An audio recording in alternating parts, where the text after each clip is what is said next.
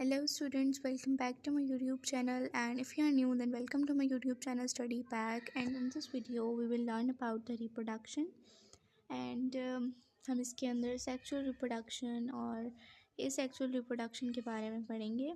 So start करते हैं अपनी लेक्चर को, वीडियो को। लेकिन वीडियो को स्टार्ट करने से पहले, क्योंकि इसके अंदर बहुत सारी इंपॉर्टेंट चीज़ों को मैंने कवर किया है, इस वजह से वीडियो को एंड तक ज़रूर देखिएगा। और अगर वीडियो पसंद आए तो वीडियो को लाइक कीजिएगा और चैनल को सब्सक्राइब कर लीजिएगा ताकि आपको इस तरह की मज़ीद वीडियोस भी मिलती रहें। सो फर्स्ट ऑफ ऑल हम रिप्रोडक्शन है क्या। सो रिप्रोडक्शन एक बायोलॉजिकल प्रोसेस है जिससे एक लिविंग ऑर्गेनिज्म एक ऑफस्प्रिंग को प्रोड्यूस करता है।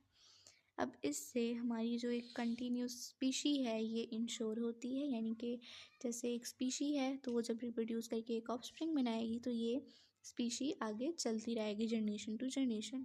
अब ये दो तरीक़ों से हो सकता है। अब ये एसेक्सुअल रिप्रोडक्शन से भी हो सकता है और सेक्सुअल रिप्रोडक्शन से भी हो सकता है। तो सबसे पहले हम एसेक्सुअल रिप्रोडक्शन के बारे में देखते हैं। सो एसेक्सुअल रिप्रोडक्शन में हमारे पास एक पेरेंट इन्वॉल्व होता है, it can be a mother. और अब यहाँ पर क्योंकि एक पेरेंट इन्वॉल्व है इस वजह से ऑफस्प्रिंग जेनेटिकली आइडेंटिकल होता है। क्योंकि इसमें फर्टिलाइजेशन नहीं होगी, ये सारी टर्म्स हम आगे पढ़ेंगे, बट क्योंकि यहाँ पे टॉपिक है तो आपको पता होना चाहिए, क्योंकि कोई फ्यूजन नहीं होगी। आपने मायोसिस में पढ़ा है कि मायोसिस के प्रोसेस में, सेल डिवीजन में आपने पढ़ा है कि जब क्रोमोसोम्स आपस में क्रॉसिंग ओवर करते हैं, क्यों करते हैं? क्योंकि दो पेरेंट्स इन्वॉल्व होते हैं। लेकिन जब एक पेरेंट इन्वॉल्व होगा तो माइटोसिस का प्रोसेस होगा, और माइटोसिस में माइटोसिस में कोई जो है क्रॉसिंग ओवर नहीं हो रही होती है। सो इस वजह से जो ऑफस्प्रिंग प्रोड्यूस होगा वो जेनेटिकली आइडेंटिकल होगा। अब इसकी एग्जांपल के अंदर हमारे पास यूनिसेलुलर ऑर्गेनिजम्स आ जाते हैं, और कुछ प्लांट्स भी आते हैं और कुछ एनिमल्स भी आते हैं। सो इसके बारे में हम अगर और देखें तो अब इसकी कुछ टाइप्स हैं, जैसे बाइनरी फ्यूजन है, बडिंग है, स्पोर फॉर्मेशन है, वेजिटेटिव प्रोपगेशन है। पहले बाइनरी फ्यूजन क्या है? तो बाइनरी फ्यूजन होता है कि एक सेल, या फिर आप उसको कह सकते हैं पेरेंटल सेल, डिवाइड होके दो आइडेंटिकल सेल्स में डिवाइड हो जाता है या फिर फॉर्म हो जाता है। ठीक है, अब ये यूनिसेलुलर और ये जो प्रोकैरियोटिक सेल्स होते हैं इनमें हो रहा होता है। अब ये जो प्रोसेस है ये बैक्टीरिया के अंदर हो रहा होता है, या यूनिसेलुलर जो ऑर्गेनिजम्स हैं उनके अंदर हो रहा होता है। नेक्स्ट है बडिंग। बडिंग होता है जब एक स्मॉल ग्रोथ फॉर्म होती है।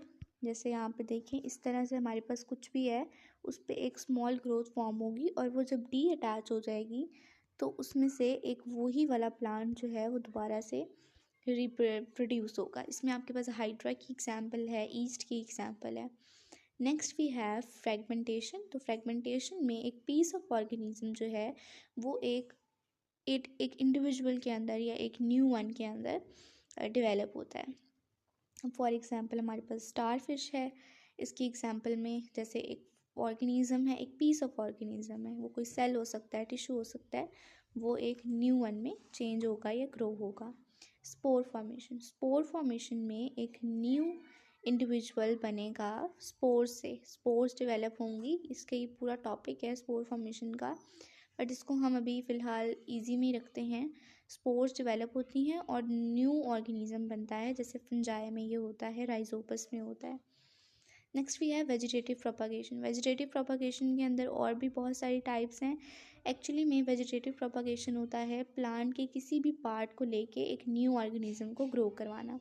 अब जैसे कि अनियन है, पोटैटो है, स्ट्रॉबेरी है, गार्लिक है, ये सारी एग्जांपल्स जो हैं वो इसके अंदर आ सकती हैं।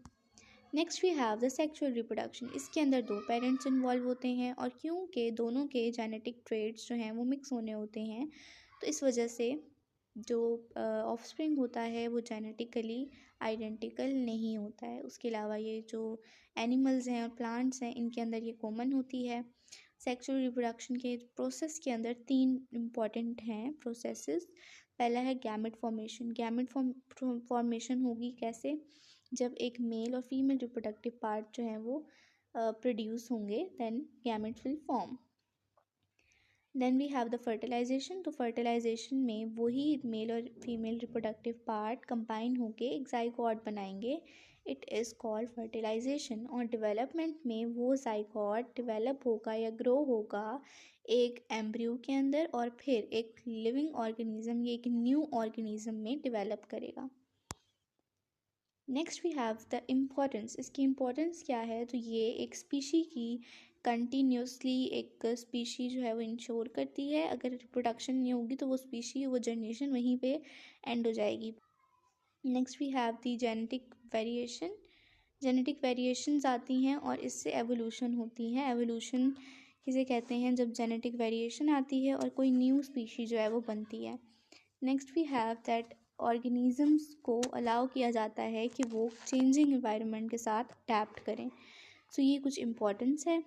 अब कुछ डिफरेंट ऑर्गेनिजम्स के अंदर रिप्रोडक्शन डिफरेंट होती है, जैसे कि प्रोकैरियोट्स हैं, बैक्टीरिया, आर्किया। अब इनके अंदर बाइनरी फ्यूजन के साथ जो है वो रिप्रोडक्शन होगी। इसी तरह से कुछ फंजाई है, ठीक है, जैसे कि फंजाई के अंदर एसेक्चुअली होती है, स्पोर्स बनते हैं, बडिंग हो सकती है और सेक्चुअली भी हो सकती है।